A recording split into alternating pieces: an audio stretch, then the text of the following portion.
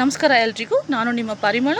So health insurance ಹೊಸದಾಗಿ ಖರೀದಿ ಮಾಡೋರಿಗೆ ವೆಯ್ಟಿಂಗ್ ಪೀರಿಯಡ್ ಅಂತ ಇರುತ್ತೆ. ಸೊ ಹಲವಾರು ಕಾಯಿಲೆಗಳಿಗೆ ವೆಯ್ಟಿಂಗ್ ಪೀರಿಯಡ್ ಅಂತ ನಾವು ಕೊಡ್ತೀವಿ. ಅದು ಬರೀ ಪ್ಲ್ಯಾನ್ಡ್ ಸರ್ಜರೀಸ್ಗೆ, ಲೈಕ್ ENT ಸರ್ಜರೀಸು, ಬಾಲ್ಗಾಡ ಸರ್ಜರೀಸು, ಸ್ಟೋನ್ಸ್ ಇರುತ್ತೆ, ಕಿಡ್ನಿ ಸ್ಟೋನ್ಸು, ಇಲ್ಲ ಅವರಿಗೆ ಯಾವುದಾದ್ರೂ ಒಂದು ಸರ್ಜರಿ ಮಾಡಬೇಕು ಅಂತ ಪ್ಲ್ಯಾನ್ ಮಾಡ್ಕೊಂಡಿರ್ತಾರೆ. ಅಂಥವರು ಪಾಲಿಸಿ ತೊಗೊಂಡ ತಕ್ಷಣ ನಾವು ಸರ್ಜರಿಗೆ ಹೋಗ್ಬೋದು ಅಂತ ಅಂದ್ಕೊಂಡಿರ್ತಾರೆ. ಅದು ತಪ್ಪು ಕಲ್ಪನೆ. ಫ್ರೆಶ್ ಆಗಿ ಪಾಲಿಸಿ ಬೈ ಮಾಡೋರು ಈ ಕಾಯಿಲೆಗಳಿಗೆ 2 ಇಯರ್ಸು ವೆಯ್ಟ್ ಮಾಡಬೇಕಾಗತ್ತೆ.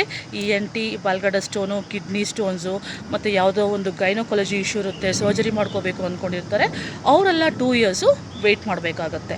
ಅದೇ ನಮ್ಮ ಹಳೆ ಕಂಪ್ನಿಯಿಂದ ನಮ್ಮ ಕೇರ್ ಹೆಲ್ತ್ ಇನ್ಶೂರೆನ್ಸ್ಗೆ ಯಾರೆಲ್ಲ ಪೋರ್ಟ್ ಮಾಡ್ತಿರೋ ಅವರಿಗೆ ಈ ಸರ್ಜರಿ ವೇಟಿಂಗ್ ಪೀರಿಯಡು ಆಬ್ಸಲ್ಯೂಟ್ಲಿ ಇರೋದಿಲ್ಲ.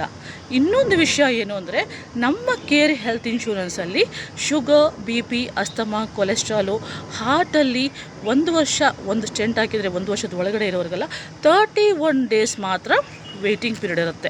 ಈ ಇನ್ಸ್ಟೆಂಟ್ ಕವರ್ ಯಾರು ತೊಗೊಳ್ಳೋದಿಲ್ವೋ ಅವರು ಈ ಡಿಸೀಸಸ್ಗೆ 3 ಇಯರ್ಸು ವೆಯ್ಟ್ ಮಾಡಬೇಕಾಗತ್ತೆ. ಸೊ ಹೆಲ್ತ್ ಇನ್ಶೂರೆನ್ಸ್ ಅಂದ್ರೇ ಒಂದು ಲಾಭದಾಯಕಾರಿ.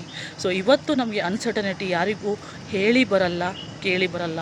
ಅನ್ಸರ್ಟನಿಟಿ ಅನ್ನೋದು ಯಾರಿಗಾದರೂ ಯಾವಾಗ ಬೇಕಾದರೂ ಬರ್ಬೋದು. ಸೊ ಆದ್ದರಿಂದ ಒಂದು ಹೆಲ್ತ್ ಇನ್ಶೂರೆನ್ಸ್ ಫ್ಯಾಮ್ಲಿಗೆ ಅತ್ಯವಶ್ಯಕ. ಸೊ ಇದರ ಬಗ್ಗೆ ನಿಮಗೆ ಹೆಚ್ಚಿನ ಮಾಹಿತಿ ಬೇಕಾದರೆ ಈ ಕೂಡಲೇ ಕರೆ ಮಾಡಿ. ಧನ್ಯವಾದ.